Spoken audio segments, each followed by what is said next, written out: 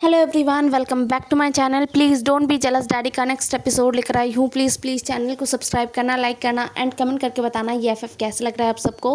तो guys, next episode शुरू करने से पहले कुछ इम्पॉर्टेंट अपडेट्स दे देती हूँ मैं, जो कि है मेरे यहाँ पर एकदम धमाकेदार बारिश और नेटवर्क दोनों का बहुत मिला जुला कॉम्बिनेशन चल रहा है, जिसकी वजह से पूरे दुनिया से एकदम कट रही हूँ मैं। मतलब दुनिया से नहीं, आप लोगों से कट रही हूँ, जो कि बहुत ही अनोइंग है, बहुत अनोइंग। मतलब मुझे बहुत गुस्सा आता है, अगर मैं काम भी नहीं कर पा रही हूँ तब भी अगर नेटवर्क ना रहे तो ज़िंदगी एकदम बेकार है। लगातार 3 दिनों से नेटवर्क ना रहने की वजह से मुझे ऐसा लग रहा है कि मैं आदि मानव बन गई हूँ। पता नहीं कब ये प्रॉब्लम सॉल्व होगा, बट अभी जब नेटवर्क है और बारिश भी नहीं है तो चलिए शुरू करते हैं आज का एपिसोड। तो पिछले एपिसोड में हमने देखा था मेंग्याओ को शक हो रहा था कि विंग प्रेग्नेंट है। विंग खुद बहुत कंफ्यूज था क्योंकि उसके अंदर कोई भी प्रेगनेंसी वाला सिम्टम्स नज़र नहीं आ रहा था। मतलब कुछ भी नहीं, उसे ऊपर से बहुत ज़्यादा हेल्दी, बहुत ज़्यादा ताकत महसूस हो रहा था अपने ऊपर। मतलब होता है ना कि वो बहुत फ्रेश फील कर रहा था, बहुत ही ज़्यादा एनर्जेटिक फील कर रहा था। और वहीं पर वांगजी का हालत बहुत ख़राब था। वो सुबह उठकर वॉमिटिंग कर रहा था, उसे कुछ खाने का मन नहीं कर रहा था और उसका मूड बहुत ज़्यादा चिड़चिड़ा हो गया था। हालांकि वांगजी कभी भी विंग से चिड़चिड़ा बिहेवियर नहीं करता, लेकिन बाकी के लोग, सर्वेंट्स, उसके ऑफिस के लोग, खासकर बेचारा शुयांग जो वांगजी का पर्सनल सेक्रेटरी है, उसे हमेशा वांगजी के साथ चिपका रहना पड़ता है, इसलिए उस बेचारे के ऊपर से एकदम तूफान जा रहा था।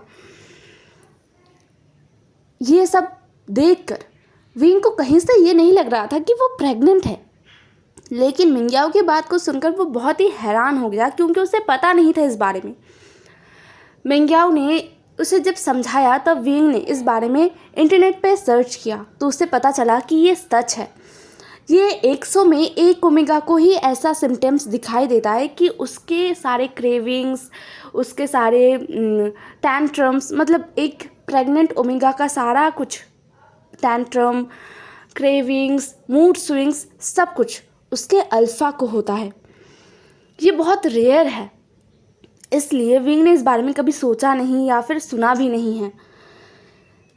जब इंटरनेट पर विंग ने अच्छे से सर्च किया, पढ़ा, तब उसे लगा कि मेंग्याओ का शक गलत नहीं है। मतलब अब उसे भी लग रहा है कि उसे टेस्ट करवा लेना चाहिए, बट वो अभी वांगजी को इस बारे में कुछ नहीं बताएगा। अगर टेस्ट नेगेटिव आया तो वांगजी का पूरा मूड ख़राब हो जाएगा। एक तो उसका तबीयत ख़राब है, ऊपर से उसका मूड भी ख़राब हो जाएगा। तो इसलिए विंग ने इस बात को अभी के लिए अपने अंदर रखा और मेंग्याओ को भी बोला कि किसी को मत बताएं। अगले सुबह वांगजी ऑफिस नहीं गया था।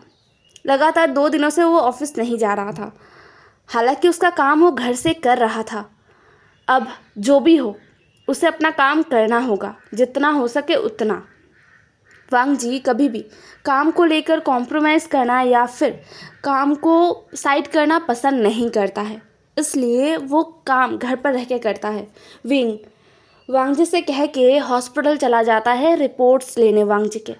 वांगजी ने कहा था कि वो भी जाएगा, लेकिन विंग ने मना किया और कहा नहीं लंजा, तुम बहुत ज़्यादा वीक फील कर रहे हो तो तुम घर पर रहो, मैं जाके लेकर आता हूँ। वांगजी ने विंग को बस अपना सर हिला के हाँ कह दिया था। युआन जो आज किंडरगार्टन नहीं गया था, वो अपने डैड के पास था। विंग और मिंग्याओ एक साथ हॉस्पिटल जाते हैं। विंग ने पहले वांगजी के रिपोर्ट्स लिए, जो एकदम ही क्लियर था। मतलब कुछ भी ऐसा नहीं था। हालांकि वांगजी का बॉडी थोड़ा सा वीक पड़ गया था, बट ये बस उतना ही था। कोई और सिम्टम्स या फिर कुछ और बीमारी कुछ भी नहीं था। सब कुछ क्लियर था, एकदम वांगजी हेल्दी था। डॉक्टर्स जो थोड़ा सा कंफ्यूज थे वांगजी के रिपोर्ट्स को लेकर, जब उन्होंने मिंग्याओ के लॉजिक को सुना तब उनके दिमाग में भी आया कि हाँ ऐसा भी हो सकता है। फिर मिंग्याओ ने खुद विंग का चेकअप किया। वांगजी के जो डॉक्टर्स थे, मतलब जिन्होंने वांगजी का चेकअप किया था, वो भी बहुत ज़्यादा एक्साइटेड थे क्योंकि ये केस बहुत ही रेयर होने वाला है और ऐसे केस बहुत ही कम आते हैं। इसलिए सारे डॉक्टर्स, मतलब ऑब्वियसली सबको नहीं पता है, बस कुछ गिने चुने डॉक्टर्स जो विंग का चेकअप करने वाले थे, मतलब मिंग्याओ और मिंग्याओ के साथ और 2 डॉक्टर्स थे, और वांग जी के चेकअप जिन्होंने किया था वो डॉक्टर्स, वही लोग एक्साइटमेंट में विंग को घेरे हुए था। विंग का चेकअप कर लेने के बाद मिंग्याओ विंग को कहता है, विंग हमें 2 घंटा इंतज़ार करना होगा, रिपोर्ट्स हमें तुरंत मिल जाएगा। विंग ने अपना सर हाँ में हिलाया। मिंग्याओ सारे सैंपल्स को लैब भिजवा देता है। उसके बाद वो थोड़ा सा कॉफ़ी पीते हैं सब एक साथ बैठ के। तभी विंग सबकी तरफ देखता है और क्वेश्चन करता है, बाय द वे आप सब इतने ज़्यादा एक्साइटेड क्यों हो? तो एक सीनियर डॉक्टर जो वांग जी का चेकअप कर रहे थे उन्होंने कहा, यंग मास्टर एक्चुअली ये बहुत ही ज़्यादा एक्साइटमेंट होने वाला ही बात है। विंग जो अब धीरे से अपना सर हिलाता है और कहता है, शायद इसलिए क्योंकि ये बहुत रेयर है। उस डॉक्टर ने अपना सर ना में हिलाया और बोला, नहीं ये वजह नहीं है। हाँ ये सच है कि ये केस बहुत ही रेयर है और बहुत कम लोगों में ये सिम्टम्स देखे जाते हैं, लेकिन एक और वजह भी है। जिसे सुनकर विंग क्यूरियोसिटी से उस डॉक्टर की तरफ देखता है तो वो डॉक्टर थोड़ा सा ओल्ड है। उन्होंने बहुत ही सीरियसली विंग को देखा और कहा, आपको पता नहीं है यंग मास्टर, ऐसे सिम्टम्स उनमें देखे जाते हैं जो एक दूसरे को बहुत ही ज़्यादा प्यार करते हैं। आपका और आपके अल्फ़ा का बॉन्ड बहुत ज़्यादा गहरा है, इतना गहरा कि वो आपके वीकनेस को अपने अंदर फील कर रहा है। ये कुछ ऐसा है जैसा कि फिल्मों में या फिर आजकल के टीनेजर्स एक दूसरे को अपना लव शो करने के लिए कहते हैं कि मैं तुम्हारा दर्द लेने के लिए भी तैयार हूँ, लेकिन वो ले नहीं पाते। बट आपके केस में या फिर इन रेयर केसेस में ऐसा ही होता है। ये एक अल्फ़ा और ओमेगा का बॉन्ड होता है।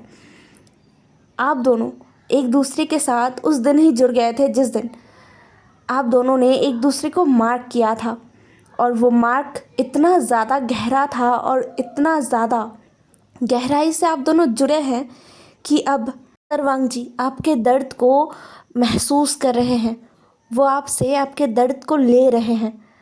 हालांकि ये सब अनजाने में हो रहा है, लेकिन ये बात झुटलाया नहीं जा सकता कि आप दोनों एक दूसरे से बेहद प्यार करते हैं। ये सुनकर विंग थोड़ा सा खुश ज़रूर हुआ था, लेकिन दूसरे ही पल उसका मूड ऑफ हो गया था। उसने उदासी से कहा, लेकिन डॉक्टर वांग जी बहुत ज़्यादा सफ़र कर रहा है। दूसरे डॉक्टर्स विंग की बात को सुनते हैं और अपना सर हाँ में हिलाते हैं। ये बात तो सच है। एक ओमेगा या फिर एक फीमेल जिस तरीके से अपने पेन को सहते हैं वो बहुत ही इनक्रेडिबल होता है।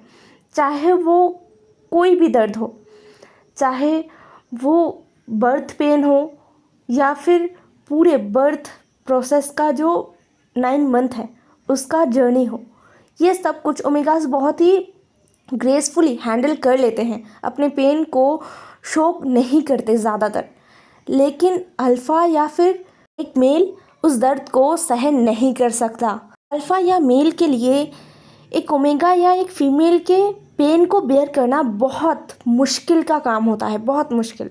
हालांकि अक्सर सोसाइटी में अल्फ़ा या मेल्स ये कहते रहते हैं कि ओमेगास या फीमेल्स क्या ही करते हैं, मतलब वो बहुत ही कमज़ोर होते हैं, बहुत ही नाजुक होते हैं और उनमें बिल्कुल भी ताकत नहीं होता है। बट रियलिटी ये है कि ओमेगास और फीमेल्स सबसे ज़्यादा पावर होल्ड करते हैं, सबसे ज़्यादा ताकतवर वही है। अल्फ़ा या फिर मेल से तो कहीं गुना ताकत उनमें है। खैर ये सब बातें मिंग्याओ जो अब तक चुपचाप सुन रहा था, उसने अब अपना गला साफ़ किया और कहने लगा। वो विंग का हाथ पकड़ता है और कहता है, देखो विंग, मैं वांग जी को ज़्यादा अच्छे से नहीं जानता हूँ, लेकिन जितना भी इन दिनों मैं उसे जान पाया हूँ मैं उसमें ये बता सकता हूँ, अगर रिज़ल्ट पॉजिटिव आया तो वो हंसते हंसते ये सारा पेन बेयर कर लेगा। चाहे उसे कितना भी पेन, कितना भी अनईजी, कितना भी इरिटेटिंग फील क्यों ना हो, वो हंसते हंसते सब कुछ एक्सेप्ट कर लेगा। तो डोंट वरी। विंग ने ज़्यादा कुछ बोला नहीं उस टाइम, वो चुप था। लगभग 2 घंटे बाद रिपोर्ट्स आ गए थे और विंग रिपोर्ट्स देखकर उसका सर चकरा रहा था। उसका ऑलमोस्ट 8 वीक्स चल रहा था और विंग को पता भी नहीं था। विंग को रियलाइज़ हुआ कि इन दिनों वो ज़्यादा ही काम में बिज़ी था। एक के बाद एक चीज़ें होती रही। शिचेन और मिंग्याओ का शादी, उसके बाद उनका हनीमून में चले जाना, फिर वांगजी और विंग मिलकर ऑफिस संभालना।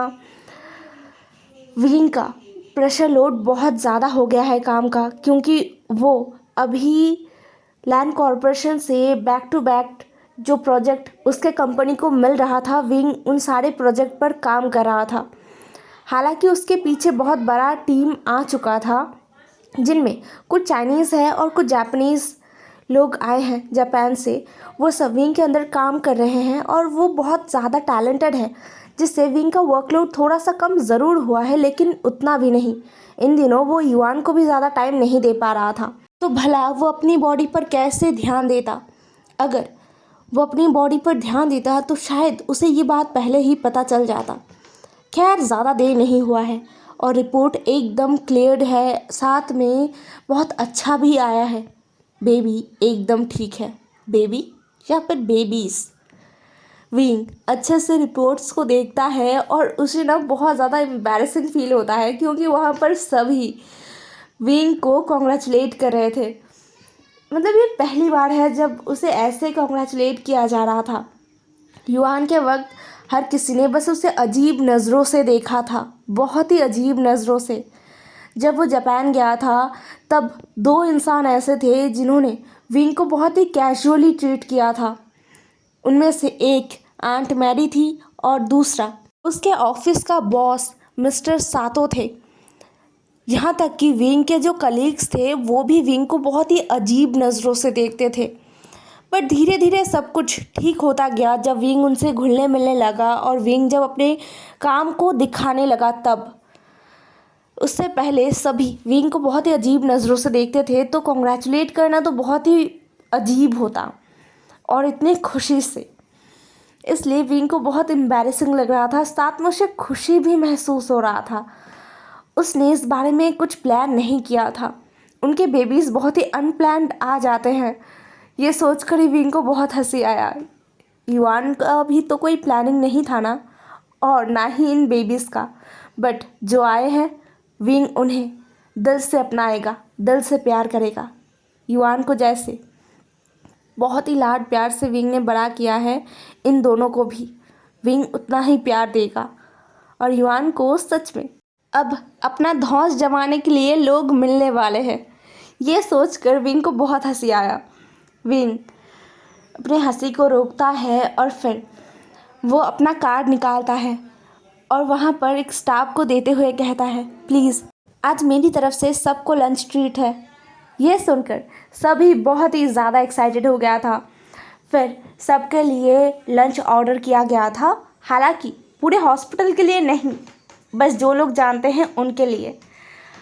वो सब एक साथ लंच करते हैं और फिर विंग और मेंग्याओ घर के लिए निकल आते हैं। मेंग्याओ रुका नहीं था, वो विंग के साथ ही आ गया। वो लोग हॉस्पिटल में लगभग 4 घंटे रुके थे और इन 4 घंटों में वांगजी ने लगभग 20 बार विंग को कॉल किया है और विंग ने 20 बार ही वांगजी के कॉल को रिसीव किया है और बोला है कि वो हॉस्पिटल में ही है, वो बस अपना रूटीन चेकअप करवा रहा है और मिंग्याओ गगा का कुछ काम है, तो मिंग्याओ गगा का काम होने के बाद हम दोनों एक साथ आ जाएंगे। वांगजी ने ये बात सुना और उसने बहुत ही अच्छे से कहा कि ठीक है, बट अपना लंच समय से कर लेना। अभी मिंग्याओ और विंग कार में बैठे हुए थे। विंग जो कार में एकदम लीन होकर बैठा हुआ था, वो थोड़ा थक गया था। ऐसा नहीं है कि वो प्रेगनेंसी वाला थका था, बट होता है ना बहुत लोगों के बीच, वो लगभग 7-8 लोगों के बीच था इतनी देर तक और हंस रहा था। उन्होंने एक साथ बहुत सारी बातें किया, हंसा, फिर खाना वाना खाया, तो अब उसका थोड़ा सा थकना तो बनता है। इसलिए विंग बस अपने आप को रेस्ट करवा रहा था और मिंग्याओ विंग के पास बैठ के विंग के belly को सहला रहा था। मिंग्याओ का खुशी बहुत ज़्यादा दिख रहा था। विंग ने मिंग्याओ को देखा और कहा, गगा इन बच्चों को मैं नहीं संभाल सकता, आपको संभालना होगा। मेंग्याओ ने विंग को देखा और वो खुश हुआ। उसके आंखों में खुशी झलक रहा था। लेकिन उसके बाद मेंग्याओ ने थोड़ा सा गुस्सा दिखाते हुए कहा, विंग तुम मॉम हो ना, तो तुम्हें बेबीज़ के पास ज़्यादा रहना होगा। विंग ने मुंह फुलाया और कहा, बट गगा आप भी तो मॉम हो ना, तो आप रह सकते हो, आप पूरा टाइम रह सकते हो और मैं थोड़ा थोड़ा रहूँगा। ये सुनकर मेंग्याओ ने विंग के सर पर एक चपट मारा और बोला, तुम? विंग जो हंस रहा था। फिर मेंग्याओ ने सीरियस होते हुए कहा, तो वांग जी को क्या ऐसे ही जाके बता दोगे? विंग ने कहा, हाँ मैं ऐसे ही जाके बता दूंगा, वो बहुत ज़्यादा खुश होगा। मेंग्याओ ने विंग की तरफ अजीब तरीके से देखा और बोला, विंग तुम ऐसे कैसे बता सकते हो? हमें कुछ अलग करना चाहिए, है ना? हमें सेलिब्रेट करना चाहिए और वांग जी को सरप्राइज़ देना चाहिए। विंग ने मुंह बनाते हुए कहा, गगा आप भूल गए क्या? लंजा बहुत ज़्यादा बीमार है, उसे बहुत उल्टियाँ हो रहा है और वो बहुत वीक है, अभी उसे कैसे सरप्राइज़ दे? मेंग्याओ ने कुछ देर सोचा और फिर कहा, मैं समझ रहा हूँ, बट कुछ ऐसा। विंग ने बोला, क्या? मेंग्याओ ने कुछ सोचा और उसके दिमाग में ना एक शैतानी आइडिया आया। उसने बहुत ही ईविल तरीके से विंग को देखा और कहा, क्यों ना हम वांग जी से थोड़ा सा प्रैंक करें? विंग जिसका दिमाग भी घूम गया, उसने बोला, हाँ हाँ कैसा, बताइए ना। मेंग्याओ अब विंग को अपने तरफ खींचता है और उसके कान में कुछ कहता है, जिसे सुनकर विंग थोड़ी देर मेंग्याओ को बहुत ही अजीब तरीके से घूरता है और फिर मुस्कुराते हुए कहता है, ठीक है मैं रेडी हूँ।